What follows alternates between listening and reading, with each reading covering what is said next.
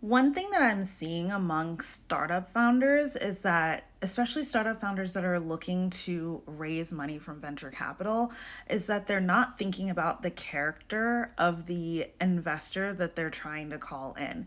It's hard enough to raise money as a first time founder. There's some people who just don't invest in first time founders because they're not proven and people just want to know that they're going to make their money back on top of all the other implicit biases.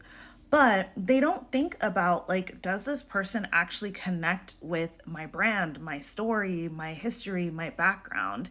Is there a reason why this person would want to work with me personally outside of business? Business is personal. There's nothing about business that's not about the people involved. Businesses are clusters of people who are driving a profit for a specific goal, for a specific reason. There's anything in the world we could do for work and we chose to do this, there's a reason for that. And I think that when you're going out on your own, building a company, building a brand, there is an even deeper reason for that.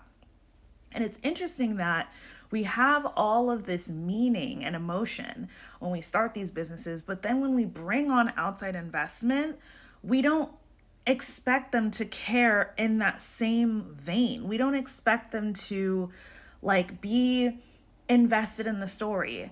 And I get that they'll never have the pressure and the they'll never be in the founder seat of like, this is my life's work. Like, it'll never be that for them.